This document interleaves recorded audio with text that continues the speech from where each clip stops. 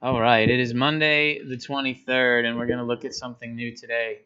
In fact, we're going to look at our first assessment grade. Would somebody get the door, please? As you know, we have assignments and assessments in the grade book, and currently we have plenty of assignments, but nothing in that other category, which means the proportions are a little off. If you were missing one of these guys, it would be kind of a big chunk of the grade when it really shouldn't. So we're going to do something today that gives us that other category. But it's still small. I called it a mini project because it'll probably take one person one day. It's not a group thing or whatever. You're going to open up Sandbox and CodeHS, which is important because this is not graded by the computer. It's not like those exercises where you have to use exactly a certain name or print exactly a certain thing. Part of this is going to be, hey, you can use some discretion.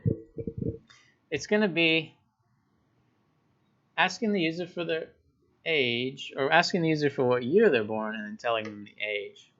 So that means a little bit of input, a little bit of calculation, a little bit of type stuff, a little bit of if, and we'll see how it goes. So you ask, hey, what year were you born? And then they'll say a number, and then you can, from that, make a guess of their age, although it's not perfect. For example, if somebody said 2015, we could go, oh, you're 6, right? And that might be true, but depending on whether they've had their birthday this year, it might be one off. So you need to have one little extra step to change that.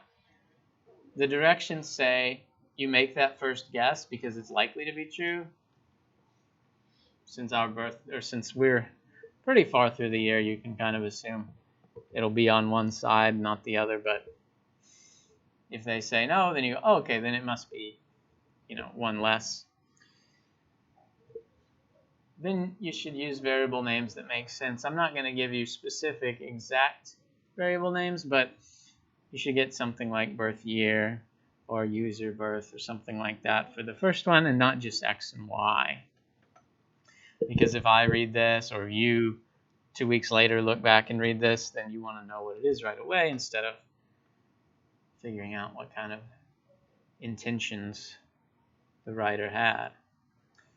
Now, this is not a quiz. It's not like bullet points, multiple choice, but this is a way to find out if you have absorbed our concept so far. Input, print, a little bit of calculation, a little bit of type stuff, a little bit of if.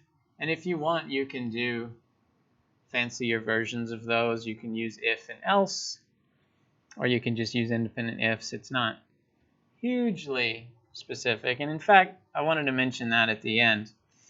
So if you think you can accomplish this in a slightly different way, feel free. I set it up where you make your first guess and then you adjust only if needed.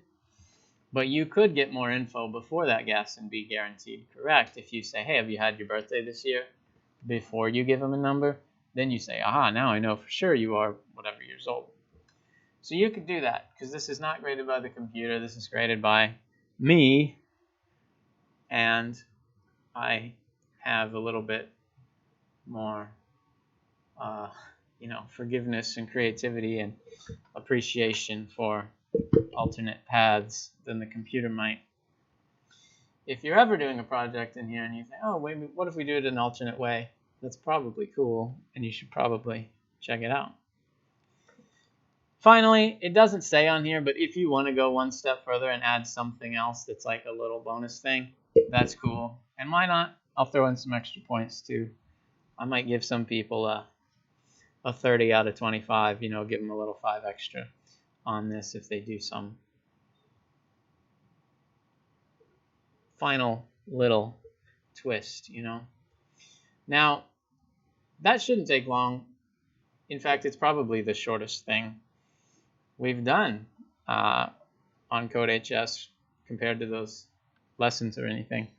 But it is important, and I am counting this for a much more important grade than the others. So make sure you really take your time and get it right, even if it ends up only being 4 or 5 lines. You want them to be good. Finally, I want to mention these guys, these permission slips, the CTE release forms. Last time I handed them out in person and I put a electronic copy on Google Classroom, and I got some handed back to me, but I still need several. So please grab another one, turn in the one you have, print out the one from online, but we do need these. Thanks. I'm going to end the video, keep it nice and short, and if you have questions, let me know. We can. I think what I'm going to do, and you never know, but I think next time I'll do like a little FAQ video that shows all the common issues people have run into on this or other recent things, and sort of go over, hey, don't forget X, Y, and Z pitfalls that we've seen a lot. Thanks.